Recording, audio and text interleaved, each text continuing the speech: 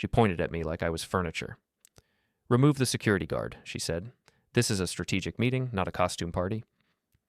What Vivienne Ashford didn't know was that the German colonel walking through that door had served with me in Afghanistan, and the contract she was trying to win was already mine to give or take away.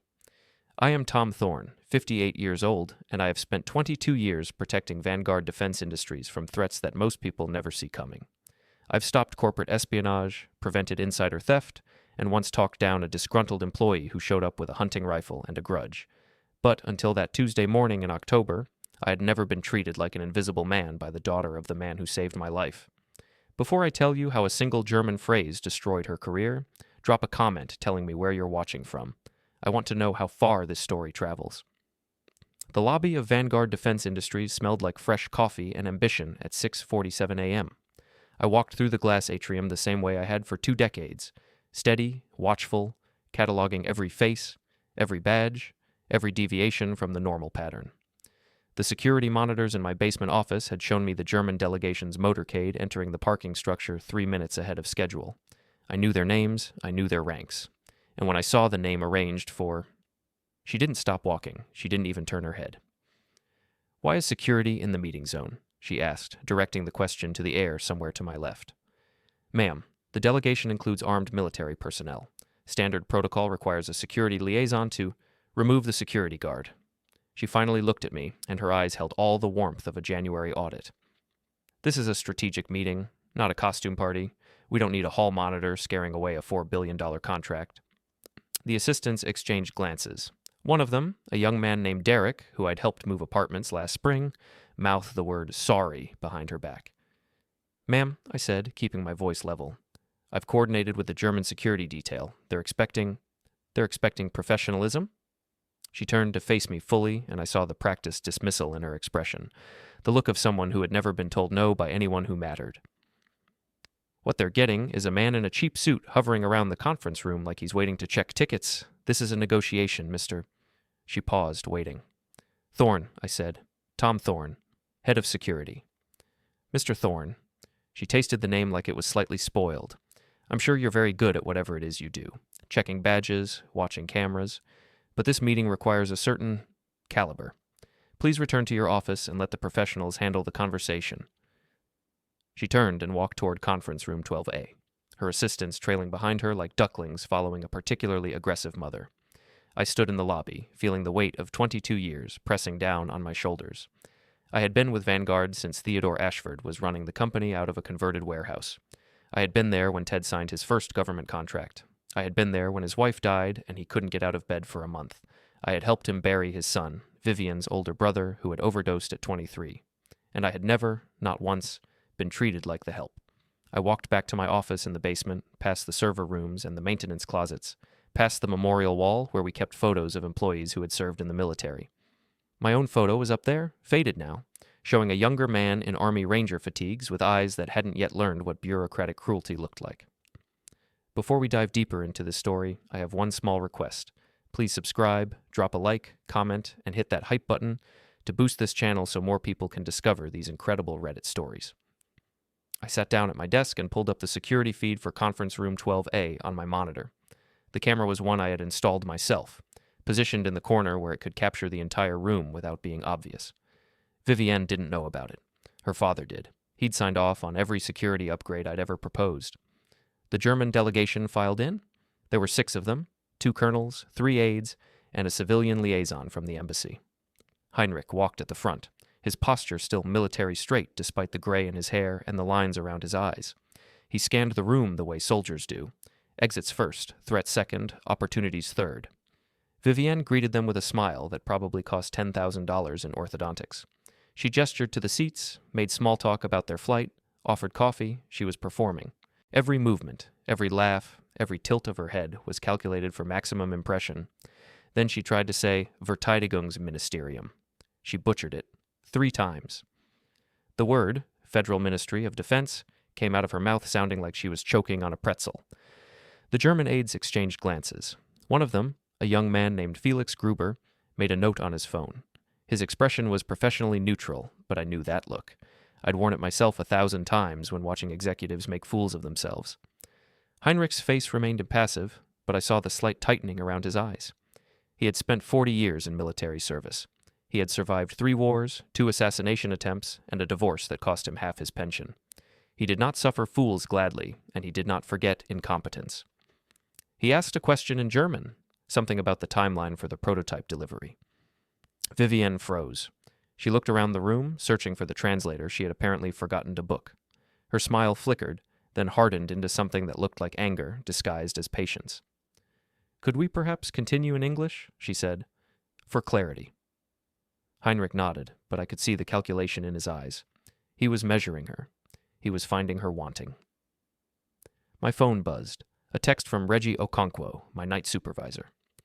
"She did it again. Sorry, boss." I stared at the message, feeling something cold settle in my chest. Reggie was a good man. Former Marine, father of 3, the kind of person who would give you the shirt off his back and apologize that it wasn't freshly pressed. Last year, Vivienne had berated him in front of a client for standing too close during a facility tour. She had called him intimidating and suggested that perhaps someone with a softer presence should handle VIP escorts. Reggie had served 2 tours in Fallujah. He had held dying men in his arms. He had come to my office afterward and cried, not because of the insult, but because he couldn't afford to quit. He had kids in braces. He had a mortgage. I had documented that incident, just like I had documented 46 others over the past 11 months. I pulled open my desk drawer and removed a folder. The label read, Ashford, V, Incident Log. Inside were dates, times, witness statements, and photographs. Emails she had sent at 2 a.m. demanding responses by 3 a.m. Performance reviews she had weaponized against employees who looked at her wrong. Expense reports that didn't quite add up. I added a new entry. Today's date, the lobby, the dismissal. On my monitor, the meeting continued. Heinrich was asking another question, this time in English, but his tone had changed. He was being polite now, the kind of polite that soldiers use when they have already decided you're not worth the ammunition. Vivienne didn't notice. She was too busy talking about synergies and strategic alignment and all the other empty phrases that business schools teach instead of substance. I closed the folder and looked at the photo on my desk. It was old, sun-faded, showing 2 men in desert camouflage standing in front of a burned-out vehicle. One of them was me. The other was Heinrich. His arm in a sling, his face streaked with soot and blood. He had said something to me that day, in German, because he was too exhausted to remember his English. Du hast mir das Leben gerettet. Ich werde es nie vergessen. You saved my life. I will never forget. I looked back at the screen, at Vivienne fumbling through her presentation, at Heinrich's carefully blank expression. She had called me a security guard. She had told me to leave. She had no idea that the man sitting across from her owed me a debt that couldn't be repaid with money. My phone buzzed again, an email this time, from the German embassy. The subject line read, An old debt. I opened it. 3 sentences. Colonel Vogel requests a private meeting. Tomorrow, the Brass Compass, 7 p.m. He says you will know why. I leaned back in my chair, feeling something shift in my chest. It wasn't anger. It wasn't even satisfaction. It was patience. The wolf inside me was waking up. I watched her destroy a $4 billion contract in 17 minutes. I watched her insult a man who had bled for his country. And I watched her walk out of that conference room believing she had won. She didn't know that I spoke German. She didn't know that I had served with the colonel. She didn't know that every word she said was being recorded by a system her own father had authorized. And she didn't know that in 3 days she would be standing in front of the entire board of directors, watching her career collapse around her like a house of cards in a hurricane. But before I tell you what happened at that board meeting, I need to tell you about the pattern. I need to tell you about Reggie and Dolores and the expense reports that didn't add up. I need to tell you about the 47 incidents that turned a respected company into a kingdom of fear. The dismissal was just the beginning. The reckoning was coming. And I was the one holding the clock. The folder in my desk drawer was getting thick. 47 incidents, 11 months. Every one of them documented with the precision of a man who learned long ago that memory fades, but paper doesn't. Dates, times, witnesses, photographs when I could get them, emails forwarded to my personal server before they could be deleted. I pulled the folder out now, spreading it across my desk in the dim light of my basement office. The security monitors hummed around me, showing empty hallways and locked doors. It was after hours. The building was mine. I am Tom Thorne, and I have been building a case against Vivienne Ashford since the day she made Reggie Okonkwo cry in my office. That was 11 months ago. A Tuesday. I remember because Tuesdays were when the executive team gave facility tours to potential clients. Reggie had been assigned to escort a delegation from a European aerospace firm. Good people, serious people, the kind who notice details. Reggie is 6'3". He served 2 tours in Fallujah with the Marine Corps. He has a voice like warm gravel and hands that could crush a man's skull. But he also has 3 kids who need braces, a mortgage that keeps him up at night, and a gentle soul that makes him the best damn security supervisor I've ever trained. He was standing near the conference room door, maintaining a professional distance, doing exactly what protocol required. The clients were discussing technical specifications. Vivienne was pretending to understand them. Then one of the German executives asked a question about facility security. He directed it at Reggie, a professional courtesy, one soldier recognizing another. Reggie started to answer. Vivienne cut him off. "We don't need input from the help," she said. Her voice carried across the room like a slap. "This is a strategic discussion, not a security briefing." The silence that followed was excruciating. I watched it on the security feed from my office, my hands gripping the edge of my desk so hard my knuckles went white. The German executive's face went cold. He looked at Reggie, then at Vivienne, and something shifted in his expression. They signed the contract anyway. The technology was too good to refuse, but I heard later that they specifically requested that Ms. Ashford not be involved in the implementation meetings. Reggie came to my office that night. He sat in the chair across from my desk, the same chair where I'd interviewed him 4 years ago, where I'd told him that his military service meant something here, that Vanguard was built by veterans and we took care of our own. He didn't cry right away. He talked first. He told me about his daughter's piano recital that weekend.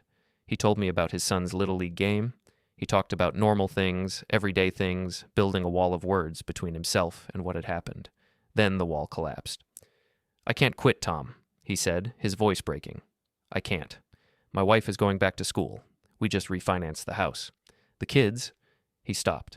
He pressed the heels of his hands into his eyes. She looked at me like I was nothing, like I was furniture, like 20 years of service, 2 Purple Hearts, my brothers who didn't come home, like none of it meant anything. I sat with him for an hour. I didn't offer platitudes. I didn't promise things I couldn't deliver. I just listened, because sometimes that's all you can do. When he left, I opened a new folder on my computer. I labeled it Ashford V Incident Log. I typed up everything I had witnessed. I saved the security footage to 3 different backup locations. That was incident number 1. Incident number 47 was yesterday. The German delegation, the lobby. Me. I flipped through the pages now, reading the pattern that had emerged over 11 months. It was like watching a disease spread through an X-ray. There was the administrative assistant who Vivienne had fired for bringing the wrong coffee. The woman had worked at Vanguard for 15 years. She had a spotless record. She was 6 months from her pension vesting. Vivienne terminated her employment on a Friday afternoon and had security escort her out of the building before she could clean out her desk.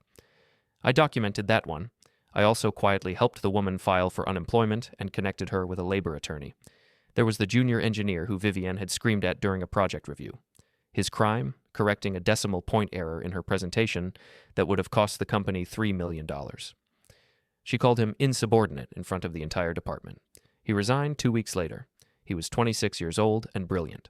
Last I heard, he was working for our biggest competitor. I documented that too. There was the maintenance worker, a 62-year-old grandfather named Luis, who Vivienne had reported to HR for loitering in the executive hallway. He had been replacing a light bulb. She had him written up for creating a safety hazard by leaving tools unattended. Luis had been with the company since before Vivienne was born. Documented. There was the pattern of expense reports that didn't quite add up. Consulting fees paid to firms that seemed to produce no work. Hotel charges for business trips that weren't on any official calendar. Dinners at restaurants that cost more than some of my employees made in a week. I couldn't prove fraud. Not yet. But the numbers whispered something wrong. I closed the folder and leaned back in my chair. The springs creaked. This furniture was older than half the executives upstairs, and twice as honest. My phone buzzed. A text from a number I didn't recognize. "Mr. Thorne, meet me in legal tomorrow, 7 a.m. Come alone. Delete this message." I stared at the screen. Then I deleted the message. Dolores Frey was waiting for me when I arrived at the legal department the next morning. The hallway was empty. At 7 a.m., the lawyers were still sleeping off their billable hours from the night before. She was standing by her office door, a slim woman in her early 50s with silver-streaked hair and the kind of face that revealed nothing unless she wanted it to. I had worked with Dolores for 15 years. I had never seen her look nervous. She looked nervous now. "Inside," she said, holding the door open. "Quickly." Her office was cramped and overflowing with files. Legal departments are paper graveyards. Every contract, every lawsuit, every threat ever made against the company ended up in boxes along these walls. Dolores navigated through the maze and sat behind her desk. I took the chair across from her. "I saw what happened yesterday," she said without preamble, "in the lobby. A lot of people saw what happened yesterday. But not a lot of people have been documenting her behavior for the past 11 months. She fixed me with a stare that could have cut glass. "I know about your folder, Tom. I've been building one of my own." I didn't confirm or deny. I waited. Dolores reached into her desk and pulled out a flash drive. It was small and black, utterly unremarkable. She slid it across the desk toward me. "Don't ask where I got this," she said. "Don't ask how. Just keep it safe." "What is it?" "Expense reports. The real ones, not the sanitized versions that go to accounting." She leaned forward. $340,000, Tom. Over 18 months. Payments to consulting firms that don't seem to exist. Hotel bills for client meetings that no one can remember attending. Entertainment expenses for events that aren't on any calendar. I picked up the flash drive. It was lighter than a bullet, but I suspected it would do more damage. "Why me?" I asked. "Why not take this to the board? To Ted?" Dolores's face tightened. "I tried, twice. Both times the complaint was routed to HR. Both times HR sent it to external affairs. Both times it disappeared. She has people, Tom.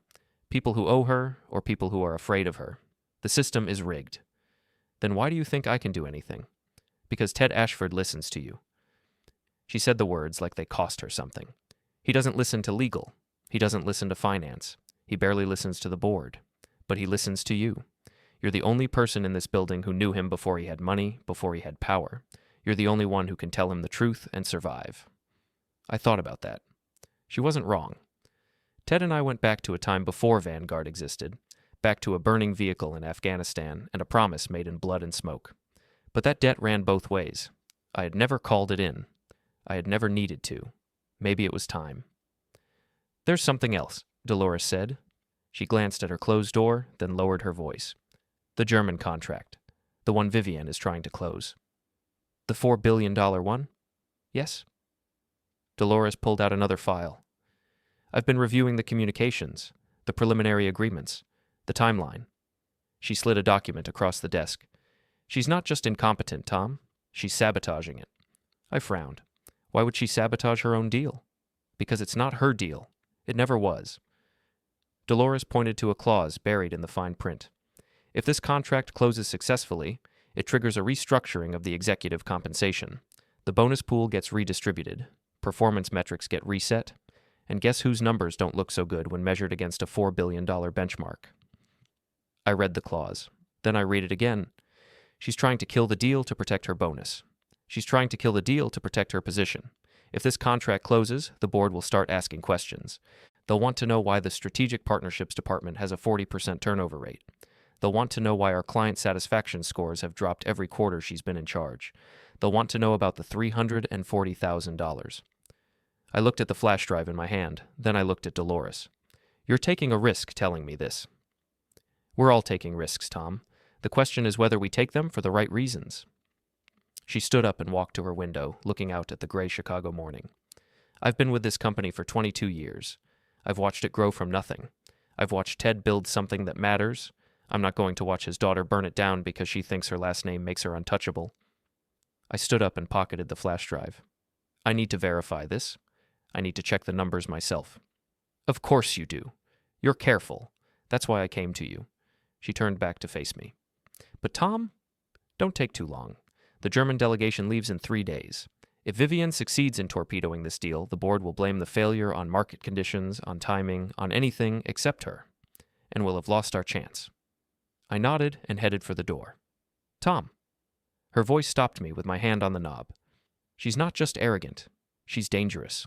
Don't underestimate her." I thought about the way Vivienne had looked at me in the lobby, the casual dismissal, the absolute certainty that I was beneath her notice. "I never underestimate anyone," I said. "That's why I'm still standing." That night, I sat in my empty house with the flash drive plugged into my personal laptop. The numbers glowed on the screen like accusations. Dolores was right. $340,000 in questionable expenses. Consulting fees paid to a firm in Delaware that had no office, no employees, and no LinkedIn presence. Hotel charges for a resort in Scottsdale during a week when Vivienne had been recorded at 3 different meetings in Chicago. Entertainment expenses for dinners with clients who, according to my own security logs, had never entered the building. I cross-referenced. I verified. I built a spreadsheet that told a story of systematic theft disguised as business expenses. But I needed more. Numbers could be explained away. Accounting errors, software glitches, honest mistakes. I needed testimony. I needed witnesses who would stand up in front of a board of directors and say what they had seen. I picked up my phone and called Reggie. "Boss?" His voice was thick with sleep. "It's 11 o'clock. Everything okay?" "I need to ask you something," I said, "and I need you to think carefully before you answer." A pause. "Okay." "If I told you there was a way to make things right, not just for you, but for everyone she's hurt, would you be willing to talk? On the record? In front of people who matter?" The silence stretched for a long moment. I heard him breathing. I heard the distant sound of his wife asking who was calling. "She called me the help," Reggie finally said. "In front of clients. In front of my team. She made me feel like everything I survived, everything I sacrificed, meant nothing." "I know." "If you're building a case against her, Tom, if there's really a chance to stop this, then count me in." His voice hardened. "I'll testify. I'll stand in front of whoever I need to stand in front of. She doesn't get to keep doing this to people. Not anymore." I felt something loosen in my chest. One witness. It was a start. "Thank you, Reggie. I'll be in touch." I hung up and looked at the screen again. The numbers stared back at me. Tomorrow I would meet with Colonel Heinrich Vogel. An old debt would be called in, and Vivienne Ashford would learn that the man she dismissed as just security had been watching her for a very long time. The evidence was mounting. The witnesses were willing, and somewhere in a German embassy, an old soldier was waiting to repay a favor. But I didn't know yet how deep the rot went. I didn't know that Vivienne had allies of her own, people who would do anything to protect her secrets. And I didn't know that someone had been watching me too. The next morning, I found my desk drawer open. The folder was still there, but someone had been through it. The hunt wasn't just mine anymore. I was being hunted back. The drawer had been opened. I knew because I always left a single hair across the seam, an old habit from my military days. The hair was gone. Someone had searched my office. I stood in the doorway of my basement security station at 6:15 a.m., cataloging the subtle disturbances. The folder was still there, the Ashford incident log, but it had been moved 3 millimeters to the left. My desk calendar had been flipped to next week. The pen cup had been rotated. Amateur work. Thorough enough to find what they were looking for, sloppy enough to leave traces. I am Tom Thorne, and someone had just declared war. I didn't panic. Panic is for people who haven't prepared for betrayal. I walked calmly to my desk, sat down, and pulled up the security footage from the overnight backup server, the one that wasn't connected to the main network, the one nobody knew about except me. The timestamp read 11:47 p.m. The footage showed a woman in business casual walking purposefully through the basement corridor. She used a keycard to enter my office. She didn't fumble, she didn't hesitate, she knew exactly where she was going. I zoomed in on her face. Camille Ashford Reyes, Vivienne's cousin, her executive assistant, the quiet one who handled the calendar and the expense reports. I watched her rifle through my desk. She photographed the incident log with her phone. She opened my calendar and took pictures of every page. She checked the filing cabinet. She even looked under the desk blotter. Then she left, closing the door carefully behind her. I leaned back in my chair, feeling the familiar cold settle into my chest. It wasn't anger. It was clarity. The battlefield had just expanded. Vivienne knew I was building a case. She had sent her cousin to assess the threat. Now she would be planning her countermove. But Camille had made a critical error. She had photographed my desk calendar, the one I kept for show. The real calendar, the one with my meeting with Colonel Vogel and my evidence collection timeline, was stored on an encrypted drive in my truck's toolbox. I pulled up another camera feed, the parking garage, level B2. I had installed this camera myself 2 years ago after a series of car break-ins. It covered the executive parking area, including Vivienne's reserved spot. I scrolled back through the footage, looking for patterns, looking for anything useful. At 2:23 a.m. 3 nights ago, a figure appeared near Vivienne's Mercedes. The lighting was poor, but I could make out a man in a dark jacket. He wasn't breaking in, he was waiting. A second car pulled up, a black sedan with tinted windows. Someone got out. They talked for 3 minutes. Then the man handed the second figure an envelope. Cash? Documents? I couldn't tell. The second figure got back in the sedan and drove away. The license plate was obscured by shadow. I made a note. Another thread to pull. I checked my watch. 6:45 a.m. I had a meeting with Dolores Frey in 15 minutes. The legal department was quiet at this hour. The fluorescent lights hummed overhead, casting everything in that particular shade of institutional gray that makes even innocent people feel guilty. Dolores was waiting in her office, 2 cups of coffee on her desk. She looked like she hadn't slept. "You're early," she said. "Someone searched my office last night." She didn't look surprised. "Camille? You knew?" "I suspected." Dolores handed me one of the coffees. "She's been asking questions, subtle ones. Who has access to the security logs? How are expense reports archived? What's the retention policy for personnel files?" I took a sip of the coffee. It was terrible. Hospital cafeteria quality. She photographed my incident log. "The real one?" "The decoy. I keep 3 versions. The one in my desk is missing 4 incidents and has the dates scrambled. The one on my encrypted drive is complete. The one in my safety deposit box is notarized." Dolores allowed herself a small smile. "You really were military intelligence, weren't you?" "Old habits." I sat down across from her. "What do you have for me?" She reached into her desk and pulled out a manila folder. Inside was a stack of printouts. Expense reports, bank statements, corporate card transactions. "I've been doing some digging," she said. "The consulting fees I mentioned before? I found the source." She spread the papers across her desk like a prosecutor presenting evidence.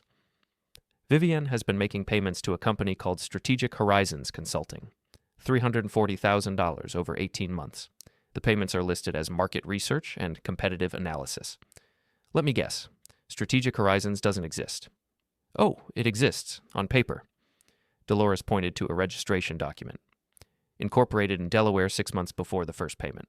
Single-member LLC, the registered agent is a law firm in Wilmington that specializes in anonymous shell companies." "Can you trace the beneficial owner?" "I had a friend at the state attorney general's office run a quiet check. The money flows through 3 intermediary accounts before landing in a personal account in the Cayman Islands." She paused. "The account holder's name is listed as C. Maxwell." I frowned. "Maxwell?" "Camille's married name, before the divorce." The pieces clicked together. Vivienne wasn't just stealing from the company, she was laundering money through her own cousin. "There's more," Dolores said. She pulled out another document, a hotel receipt. "This is from a resort in Scottsdale. 3 nights, $12,400 total, charged to Vivienne's corporate card as a client entertainment expense." I looked at the dates. She was in Chicago that week. I have security logs showing her badge-ins at the office. Exactly. Someone else was using her card. Someone she trusted enough to give access to her corporate account. Camille. Or someone Camille was working with. Dolores leaned back in her chair. "Tom, this isn't just expense fraud. This is systematic embezzlement. If I'm reading these numbers right, Vivienne has siphoned off nearly $500,000 in the last 2 years." I stared at the documents, running the calculations in my head. $500,000. Enough to buy a lot of loyalty. Enough to fund a small army of people willing to look the other way. Why hasn't anyone caught this before? Because she controls the approval chain. Her expenses get rubber-stamped by her own assistant, then forwarded to accounting with a note that says, "Pre-approved by executive office." Nobody questions it because nobody wants to question the CEO's daughter. Except you. Except me. Dolores's jaw tightened. "I've watched her destroy good people, Tom. The engineer she fired for correcting her mistake. The assistant she terminated for bringing the wrong coffee. Luis, who's been here since before she was born." She shook her head. "Someone has to stop her. If the board won't do it, if Ted won't do it, then we will." I gathered up the documents and slid them back into the folder. "I need to verify these numbers independently. Can you get me access to the raw accounting files?" "Already done." She handed me another flash drive. "Everything's on there. Transaction logs, approval chains, payment confirmations. I also included the original invoices from Strategic Horizons. Or rather, the complete lack of invoices. They've never submitted a single deliverable. No reports, no presentations, no market analysis, just invoices and payments." I pocketed the drive. Thank you, Dolores. You're taking a real risk. We all are. She stood up and walked to her window, looking out at the gray Chicago morning. Tom, there's something else you should know. HR called me yesterday. They're conducting a routine security audit of the basement operations. I felt a chill run down my spine. Let me guess. Vivienne requested it. The request came from executive leadership, no specific name attached. She turned to face me. They're building a termination case against you. They'll find some policy violation, some procedural error, something that gives them cause to fire you before you can present your evidence to the board. I had expected this. It was the obvious play. Remove the threat before it could metastasize. How long do I have? The audit is scheduled for Friday. 3 days. 3 days. The same day the German contract would be decided. The same day Vivienne was making her presentation to the board. She had timed it perfectly. Fire me on Friday morning, present her triumphant contract close on Friday afternoon. My evidence would be dismissed as the ravings of a disgruntled former employee. Then I need to move faster, I said. I spent the next 4 hours in my truck, parked in a visitor lot 2 blocks from the office. I couldn't risk using the company network. I couldn't risk being seen. I connected to my personal hotspot and began the verification process. The expense reports checked out. The consulting fees were real, really paid, really unaccounted for. I cross-referenced the payment dates with Vivienne's calendar and found a disturbing pattern. Every payment to Strategic Horizons coincided with a client dinner or networking event that had no documentation, no attendees, no follow-up. She wasn't even trying to hide it. She was just counting on no one looking. The hotel charges were even more damning. I pulled the security logs from the week in question. Vivienne had badged into the building at 8:47 a.m. on Tuesday, 9:12 a.m. on Wednesday, and 8:33 a.m. on Thursday. She had been physically present in Chicago while someone charged $12,400 to her corporate card in Arizona. I made copies of everything. I uploaded them to 3 different cloud servers under 3 different aliases. I printed hard copies and sealed them in an envelope addressed to my daughter. Then I made a phone call. FBI Field Office, Chicago. How may I direct your call? I need to speak with Special Agent Morrison. Tell him it's Tom Thorne. Tell him it's about the corporate fraud case he was investigating 2 years ago. A pause. Then, please hold. I waited. The silence stretched. Tom. A familiar voice came on the line. It's been a while.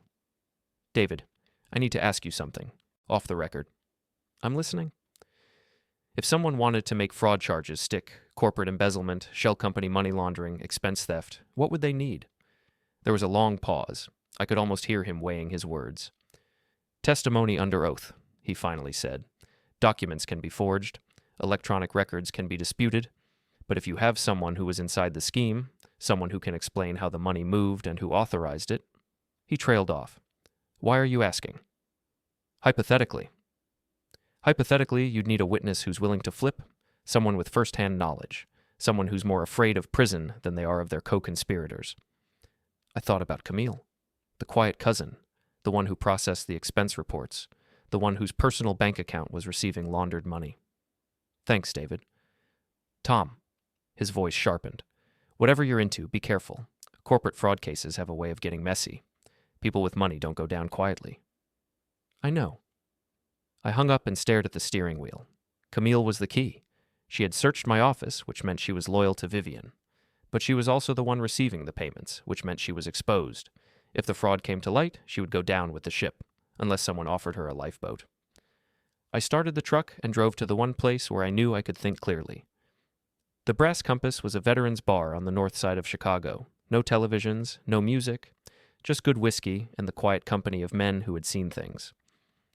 I sat in my usual booth, nursing a coffee, waiting. At precisely 7 p.m., the door opened. Colonel Heinrich Vogel walked in like he owned the place. He was older than I remembered, grayer, thinner, but his posture was still military straight. His eyes scanned the room once, cataloging exits and threats, before landing on me. He smiled. Tom Thorne, he said in German, sliding into the booth across from me. You look terrible. You look like you haven't aged a day, I replied in the same language, which means you're either lying to yourself or spending a fortune on skincare. He laughed, a deep, warm sound that transported me back 15 years to a bunker in Afghanistan where we had waited out a mortar attack playing chess with bottle caps. It's been too long, old friend, Heinrich said. Too long, I agreed. We sat in comfortable silence for a moment. The waitress brought him a whiskey without being asked. Heinrich had been coming here since before I introduced him to the place. "You saved my life," he said finally. "In Kunduz, the vehicle, the fire. You would have done the same. Perhaps, but I wasn't the one who did it. You were." He took a sip of his whiskey. "I've carried that debt for 15 years, Tom. When I saw your name on the delegation briefing, I thought, finally, a chance to repay." "That's why you requested me for the security liaison?" "Yes, and that's why I was surprised when Miss Ashford told me you were unavailable." His eyes hardened. "She said you were just security. She said my delegation didn't require your level of involvement." "She said a lot of things. She also couldn't pronounce Verteidigungsministerium ministerium to save her life." Heinrich shook his head. "I've dealt with many corporate executives, Tom. Most of them are arrogant. Some of them are incompetent. But this one—" He paused, searching for the right word. "This one is dangerous." I told him everything. The incident log, the expense fraud, the embezzlement scheme, the HR investigation, the search of my office. Heinrich listened without interruption. When I finished, he set down his glass with a decisive click. "The contract decision is mine," he said. "My government trusts my judgment. I was sent here to evaluate not just the technology, but the integrity of the partner. A company that tolerates corruption at the highest levels is not a company we can trust with German defense systems. The board doesn't know about any of this. Then they need to learn." Heinrich leaned forward. "The board meeting is Friday, yes? The same day as Ms. Ashford's presentation?" "Yes." "Then I will be there." His voice carried the weight of a man who had commanded thousands. "I will request permission to address the board before the contract decision is announced. I will tell them exactly what I observed during my visit, and I will tell them that the contract hinges on their response." "You would do that?" "Old debts must be paid." He raised his glass. "To old soldiers, and to justice, however long delayed." I raised my coffee cup. "To old soldiers." We clinked glasses, and for the first time in weeks, I felt something that might have been hope. I drove home that night through empty streets, my mind racing with plans and contingencies. Heinrich would be at the board meeting. Dolores had the financial evidence. I had the incident log and the security footage. 3 days to assemble everything into an airtight case. But I still needed one thing: a witness. My phone buzzed as I pulled into my driveway. An unknown number. I answered. "Thorne." A woman's voice shaking. "Mr. Thorne, this is Camille. Camille Ashford Reyes." I sat very still. "I'm listening." "I know you know. About the payments, about strategic horizons, about everything." She was crying now, trying to muffle the sound. "She told me it was legal.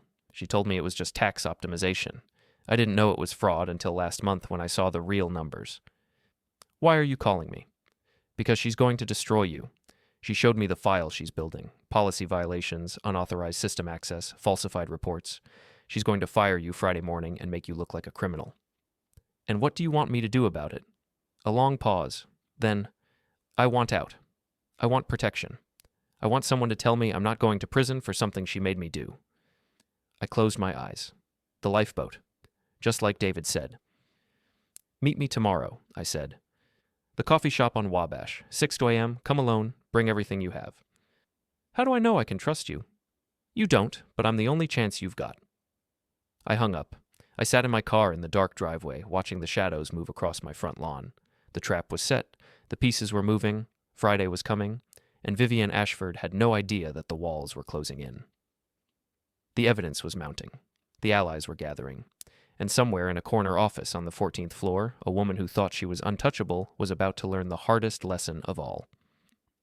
Power isn't about titles. It isn't about money. It isn't about whose name is on the building. Power is about who has the truth and who has the courage to use it. 3 days until the board meeting, 3 days until the German contract decision, 3 days until Vivienne Ashford discovered that the security guard she dismissed as furniture had been building a case that would end her career. But first, I had to survive the audit, and I had to convince a frightened woman to testify against her own cousin. The hunt wasn't over. It was just entering the final phase. The brass compass smelled like old wood and older memories. I pushed through the heavy oak door at 6:47 p.m., 13 minutes early, because a man who arrives on time is a man who can be predicted. Heinrich was already there. He sat in the corner booth, his back to the wall, facing the entrance. The the same defensive posture we'd learned in a dozen different combat zones. His hair had gone silver since Afghanistan, but his eyes were the same. Sharp, watchful, the eyes of a man who had seen the worst of humanity and learned to expect it. "Du siehst müde aus, alter Freund," he said as I slid into the booth across from him. "You look tired, old friend." "Ich bin müde," I replied. I am tired. But not too tired to finish what I started. We spoke in German for the next hour. It was safer that way. Fewer ears in Chicago that could follow the conversation. I told him everything: the incident log, the expense fraud, the embezzlement scheme, Camille's midnight visit to my office, the HR investigation designed to terminate me before I could present evidence. Heinrich listened without interruption, his whiskey untouched. When I finished, he leaned forward. "The contract decision is mine, Tom. My government sent me to evaluate the technology, yes, but also the integrity of the partner. A company that tolerates this—" He shook his head. "This is not a company Germany can trust with defense systems." "The board doesn't know," I said. "They've been insulated. Then they must learn." Heinrich's voice carried the weight of command. "The board meeting is Friday?" "Same day as Vivienne's presentation. Same day as my termination hearing." "Then I will be there." He raised his glass. "I will request permission to address the board before announcing my decision. I will tell them what I observed, and I will make clear that the contract depends on their response." "You would do that? Risk the diplomatic complications?" Heinrich smiled, a cold expression that reminded me why he'd survived 3 wars. "You pulled me from a burning vehicle, Tom. You carried me 400 meters under fire. You think I care about diplomatic complications?" We clinked glasses. For the first time in weeks, I felt something like hope. The German embassy reception the following evening was a study in controlled chaos. Crystal chandeliers cast prismatic light over diplomats and defense contractors who circled each other like sharks in formal wear. I attended as security escort, a role Vivienne couldn't refuse without insulting the delegation. She shot me a look of pure venom when I walked through the door, but protocol bound her hands. I stayed near the walls, watching, listening. Felix Gruber found me near the champagne table. The German liaison was younger than I'd expected, with quick eyes and a sardonic smile. "Mr. Thorne," he said quietly, his English accented but precise. "I've seen her type before. The Empire always falls." "You sound certain." "I recorded the first meeting." He pulled out his phone, showed me a glimpse of the file. Her incompetence, the mispronunciations, the moment she couldn't answer Colonel Vogel's question. He tucked the phone away. "If you need a witness, I am available." "Why help me?" Felix shrugged. "Because I believe in competence, and because she looked at me like I was furniture when I tried to correct her pronunciation. I am the furniture that remembers." I gave him my secure contact information. Another piece on the board. The next morning, I requested a private meeting with Theodore Ashford. Ted's office was a shrine to military service. Medals in shadow boxes, photographs with generals and senators, a folded flag from his father's funeral. He had built Vanguard from nothing, transformed it into a defense industry giant through sheer force of will. He was also completely blind to his daughter's corruption. "Tom," he said, gesturing to a chair, "what's this about? Security concerns?" "In a manner of speaking, sir." I chose my words carefully. I didn't accuse. I didn't present evidence. I simply mentioned that I'd noticed some irregularities, some patterns that concerned me, and that I wanted him to know I was available if he ever needed someone to look into anything. Ted's face tightened. He glanced at a photograph on his desk. Vivienne at her MBA graduation, beaming. "She's all I have left, Tom," he said quietly. After her brother, he trailed off. "I know she can be difficult, but she's learning. She's growing into the role." I nodded. I didn't push. Pushing would only make him defensive. "I understand, sir. I just wanted you to know I'm here." As I left his office, I saw the doubt in his eyes. A seed, planted. It might not bloom in time, but it was there. That evening, Vivienne sent a company-wide email announcing a security protocol review. The language was bureaucratic, but the message was clear. She was building her case. Friday was coming. The audit would find something, a policy violation, a procedural error, and I would be terminated before I could present my evidence. I sat in my truck in the parking lot, watching the sun set over Chicago, and called Reggie. "Whatever happens Friday," I told him, "you're not alone. None of us are." "I know, boss." His voice was steady. "We've got your back." I hung up and looked at the building where I'd spent 22 years of my life. The windows were going dark, one by one, as employees headed home.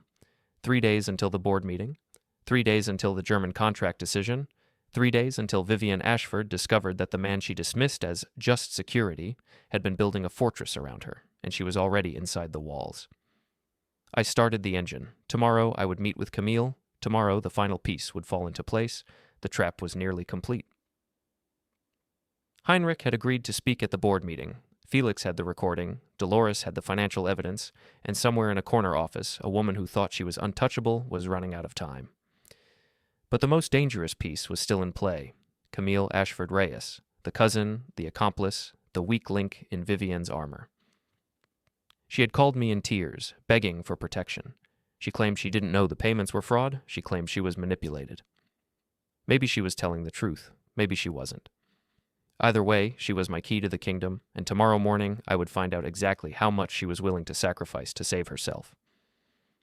The coffee shop on Wabash, 6 a.m., the beginning of the end.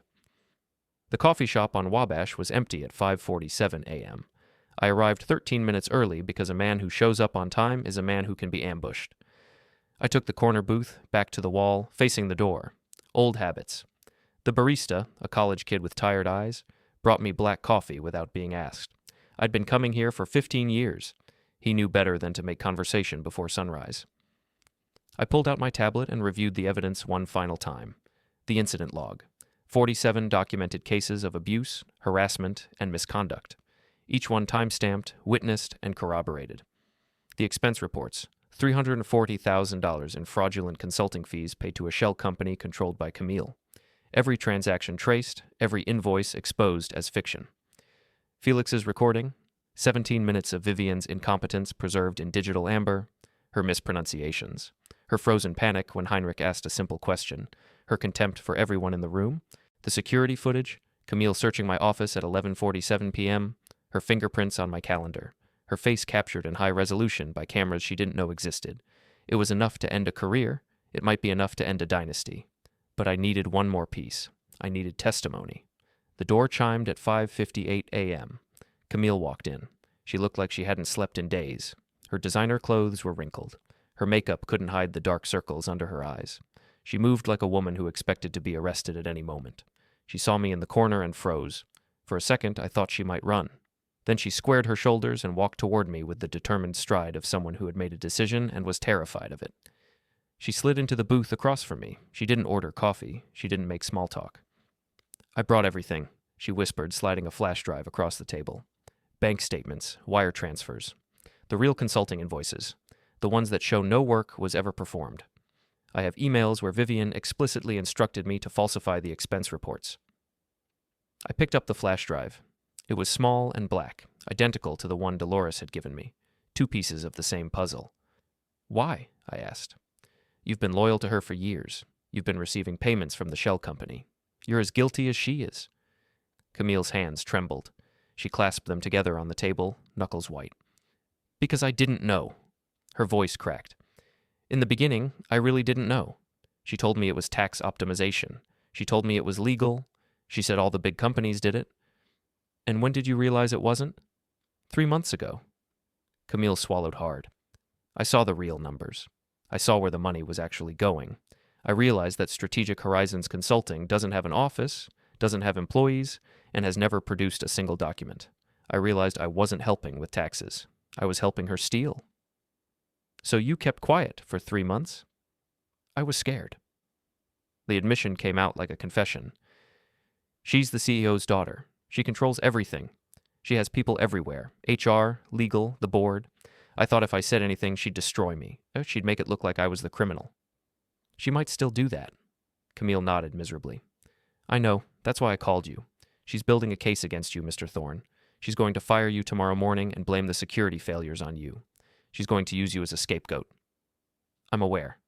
But there's something else." Camille leaned forward, her voice dropping even lower.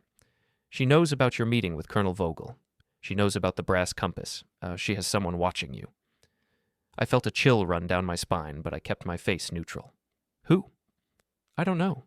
She just told me to keep track of your movements. She wanted to know everyone you talked to, everywhere you went." Camille's eyes filled with tears. I gave her your calendar.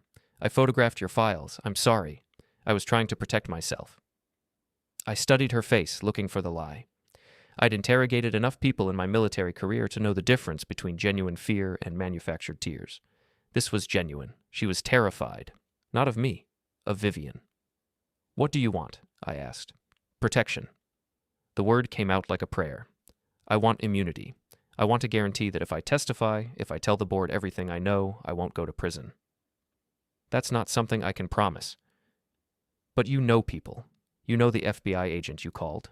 You know the district attorney. You know Colonel Vogel. She was desperate now, her voice rising. I'll testify. I'll stand in front of the board tomorrow and tell them everything. I'll show them where the money went. I'll show them how she manipulated me. And in exchange?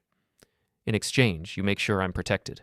You make sure she can't destroy me the way she's destroyed everyone else who got in her way.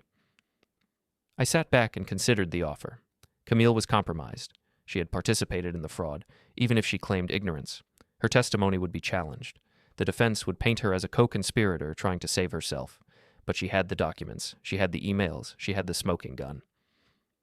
There's one more thing, Camille said, reaching into her purse. She pulled out her phone and slid it across the table. I recorded our last conversation 3 days ago, Vivienne explaining exactly how she wanted me to handle the audit. I picked up the phone. I pressed play. Vivienne's voice filled the small space between us, sharp and commanding. The auditors are coming next week. I need you to clean the files. Anything that mentions strategic horizons, anything that shows the real payment amounts, it needs to disappear. Archive it somewhere they won't look, and if anyone asks, you don't know anything. You just process the paperwork. But Vivienne, that's what I pay you for, Camille. That's what the consulting fees are for. You think that money is free? You think I'm just being generous? You're in this as deep as I am. So either you clean the files, or we both go down. Your choice. The recording ended. I looked at Camille. You recorded your own boss committing obstruction of justice. I recorded my cousin threatening me. Camille's voice was steady now, hardened by resolve. She's not my boss. She's my family. And family isn't supposed to drag you into prison? I made my decision. Tomorrow morning, the board meets at 9 a.m. Colonel Vogel will be there. I'll be there, and you'll be there. I slid the flash drive into my pocket. You're going to testify. You're going to tell them everything.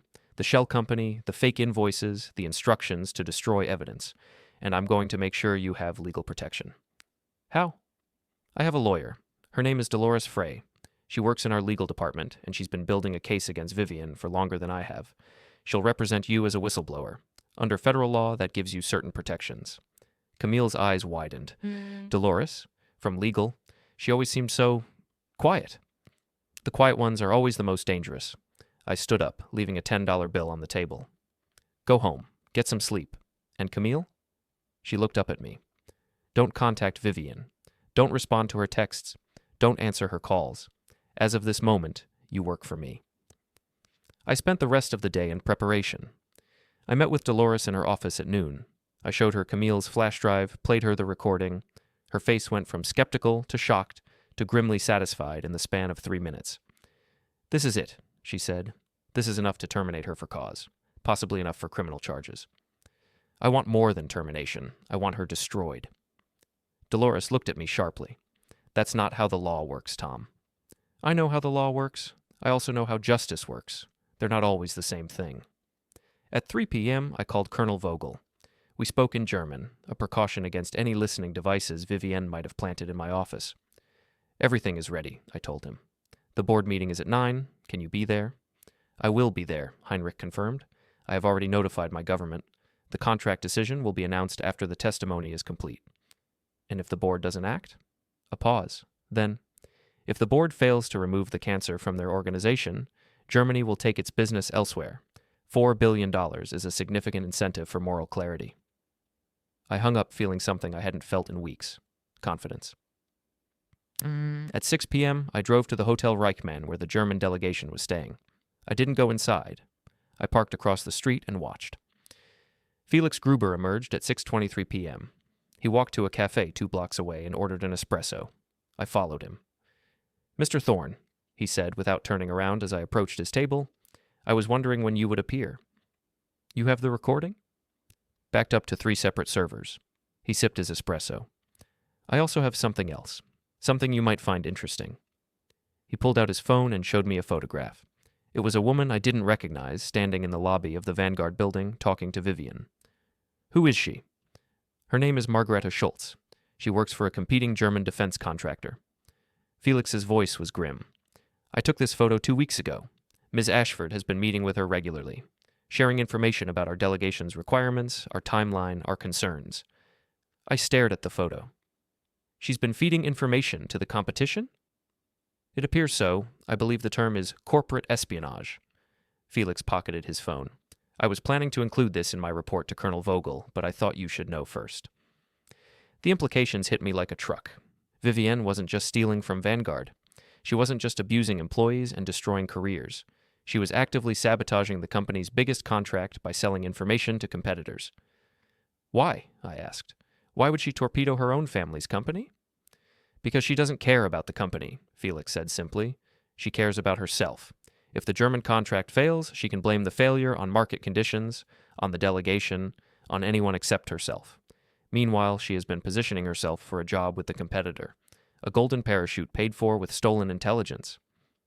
I sat down heavily in the chair across from him. She's not just corrupt, I said. She's a traitor. Yes. Felix finished his espresso. And tomorrow she will learn what happens to traitors. That night, I sat alone in my empty house. My wife had left 3 years ago, not dramatically, not angrily, just the slow erosion of a marriage that couldn't survive my devotion to the job. My daughter was in medical school in Boston, too busy saving lives to worry about her father's corporate battles. I was alone. I had always been alone. Even surrounded by colleagues and allies, the burden of this fight was mine to carry. I looked at my military decorations hanging on the wall, the Bronze Star, the Purple Heart, commendations from 3 different commanding officers. I had fought for my country, I had bled for it. I had watched friends die for ideals that seemed abstract until you saw them violated. Tomorrow I would fight again. Not with weapons, not with violence, with truth. My phone buzzed, a text from an unknown number. Watch your back. Attached was a link. I clicked it. It was Vivienne's presentation slides for tomorrow's board meeting, her strategy, her talking points, her plan to blame the German contract failure on security concerns and inadequate vetting procedures.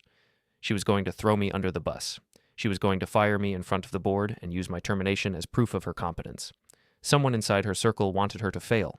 Someone was feeding me information. I didn't know who. I didn't care. What mattered was that I now knew exactly what she was planning. I typed a reply. Who is this? The response came 30 seconds later. Someone who's been waiting a long time for this. Good luck tomorrow, Mr. Thorne. Make it count. I stared at the screen for a long moment. Then I smiled. The trap was set. The pieces were in place. Tomorrow morning at 9 a.m. in conference room 12A, a CEO's daughter would learn that power isn't about titles or bloodlines. Power is about truth, and I had enough truth to burn her empire to the ground. The evidence was assembled. The witnesses were ready. The colonel was waiting. But the most dangerous moment was still ahead. Tomorrow, in front of the board, Vivienne would fight for her survival. She would lie. She would manipulate. She would try to destroy anyone who threatened her position. She didn't know about Camille's testimony, or she didn't know about Felix's photograph. She didn't know that her own anonymous ally had just handed me her battle plans. She thought she was walking into a coronation. She was walking into an execution. Conference room 12A, 9 a.m., the beginning of the end. The boardroom doors opened. Vivienne's smile ended when she saw Colonel Vogel standing beside me. You're just security, she whispered. Heinrich answered in German. I translated every word. The board voted unanimously. She was finished. Power isn't titles, it's truth. Subscribe for more.